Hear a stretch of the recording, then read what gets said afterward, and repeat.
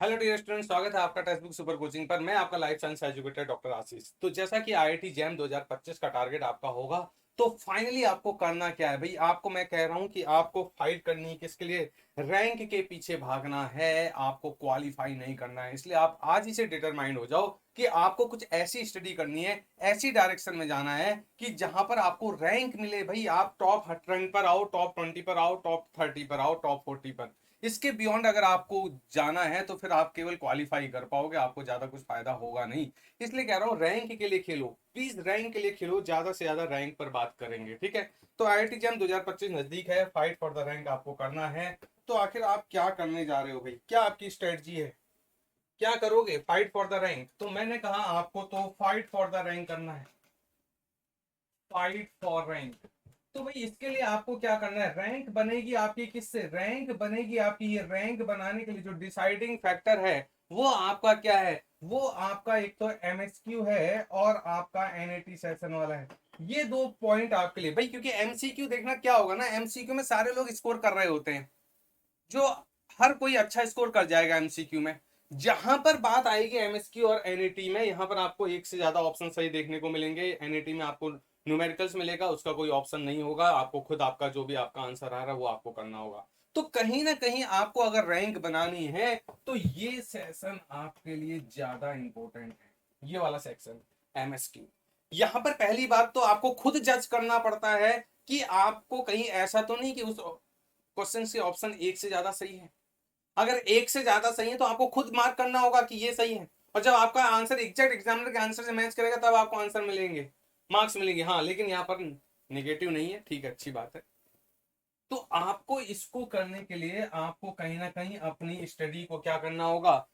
एक अच्छे लेवल से तैयार करना होगा। आपका डेप्थ में लेवल, आपका डेप्थ लेवल, लेवल प्रिपरेशन होनी चाहिए आपकी।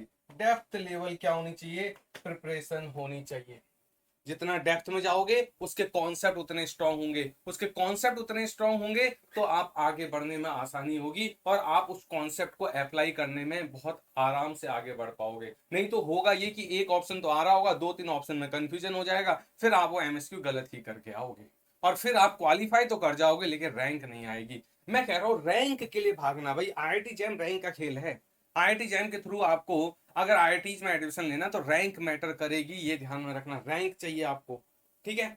उसके बाद एनआईटी, इसका मतलब ये है कि आपको सब कुछ बैलेंस बना के चलना है। अगर मैं आपको, आप मेरे बायोटेक स्टूडेंट हो तो मैं कहूंगा भाई आपको तो बैलेंस केमिस्ट्री में भी बनाना है, फिजिक्स में भी बनाना है, मैथ्स में भी बनाना है। तो कहीं ना कहीं आपको बायो के साथ साथ इन यूनिट्स में भी तो बैलेंस बनाना है। तो आपको अगला काम क्या करना है? अगला काम करना है कि बैलेंस बना के रखना है, बैलेंस विथ डिफरेंट सब्जेक्ट। आपको डिफरेंट सब्जेक्ट के साथ बैलेंस बनाने की जरूरत है, क्योंकि अगर आपने डिफरेंट सब्जेक्ट के साथ बैलेंस नहीं बनाया तो हो जाएगी दिक्कत, हो जाएगी दिक्कत। भाई आपको बायो में भी बैलेंस बना के रखना है, केमिस्ट्री में भी, फिजिक्स में भी, मैथ्स में भी। तो जब आप इनमें बैलेंस बना रहे होगे तो तब जाके आपको कुछ ना कुछ क्या होगा, फायदा होगा, अदरवाइज आप लटक जाओगे।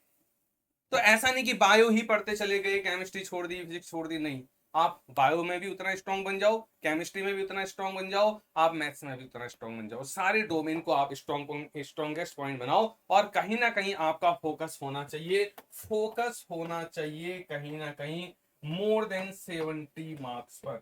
यानी कि मैं अगर मार्क्स बोलूं या परसेंटेज, अगर आपका 70% से ऊपर का टारगेट होना चाहिए, फोकस होना चाहिए से भाई, ये मैं एक लिमिट बता रहा हूँ, इससे ऊपर ही जाना चाहिए आपका, ठीक है? तो क्या इतनी बातें कर सकते हैं? तो भाई मैंने कहा रैंक के लिए खेलना है तो कहीं ना कहीं आपको सब्जेक्ट के बीच में बैलेंस बना के रखना है। माइंड हमेशा सेट होना चाहिए कि अबाउ 70 लाना है। दूसरा, आपको मैंने ऑलरेडी बता दिया कि आपको कहीं ना कहीं डेप्थ लेवल एनालिसिस करनी है अपने सब्जेक्ट की, और कहीं ना कहीं आपको एमएसक्यू और एनएटी के लिए ज्यादा मेहनत करनी है। इन पर ज्यादा से ज्यादा फोकस होना चाहिए, ज्यादा से ज्यादा क्वेश्चन सॉल्व होने चाहिए एमएसक्यू और एनएटी। अगर ये कर ले जाओगे तो मुझे नहीं लगता कि कोई दिक्कत होगी, आराम से चीजें बैलेंस हो जाएंगी, आराम से चीजें बैलेंस हो जाएंगी, ठीक है? तो इन तीन बातों का जरूर ध्यान में रखें, टारगेट बिल्कुल फिक्स करें।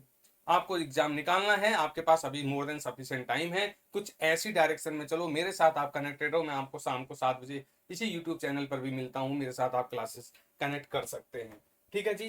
तो आप इस चैनल को सब्सक्राइब करें, जरूर लाइक करें, ज्यादा से ज्यादा शेयर करें, और अगर आपकी कोई क्वेरी है तो आप आस्क मी एनीथिंग @textbook.com पर डाल दें और साथ के साथ इस टेलीग्राम ग्रुप को ज्वाइन करें। मैं आपको शाम को 7 बजे यूट्यूब लाइव मिलता हूँ, मेरे साथ बहुत कुछ सीख सकते हैं आप लोग। ठीक है, कनेक्टेड हैं। Bye bye, thank you all.